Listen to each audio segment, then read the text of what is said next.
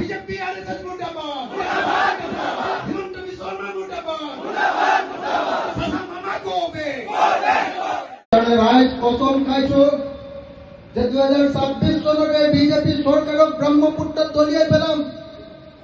যেতিয়ালৈকে এই বিজেপি চৰকাৰক ব্ৰহ্মপুত্ৰত দলিয়াই পেলাব নোৱাৰিম তেতিয়ালৈকে ভালকে শান্তিৰে টোপনি নামাৰো, ঘুম নামাৰো, ঘুমতি ভালকৈ নামাৰো।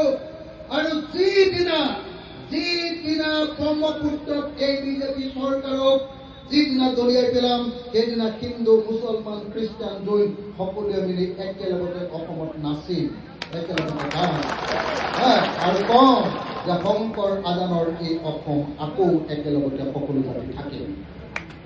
হয়নে নহয় ৰাইজ? হয়নে নহয় ৰাইজ? এই বিজেপি চৰকাৰে মুছলমানক আক্ৰমণ কৰে। কেলে ভোট পাব লাগে সিহঁতি মুছলমানৰ ঘৰ ভঙাটো সিহঁতৰ ৰাজনৈতিক কৌশল যে মুছলমানৰ ঘৰ ভাঙি দিলে হিন্দুৱে আমাক বেছিকে ভোট দিব। এইটো তেওঁলোকৰ ৰাজনৈতিক হাতিয়াৰ। মুছলমানৰ ঘৰ ভাঙি দিলে হিন্দুৰ ওচৰত তেওঁলোক বেছিকে হিন্দুত্ববাদী চৰকাৰ বুলি ভোট পাব।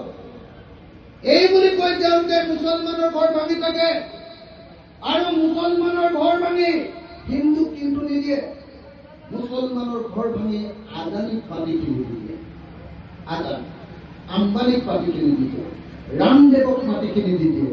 আৰু সেইকাৰণে মই শপত লৈছো, আমাৰ ৰাইজৰ দলে শপত লৈছে যে 2026 চনত যেতিয়ালৈকে এই বিজেপি চৰকাৰক ব্ৰহ্মপুত্ৰত দলিয়াই পেলাব নোৱাৰো তেতিয়ালৈকে আমি কেতিয়াও শান্তিত নাথাকো।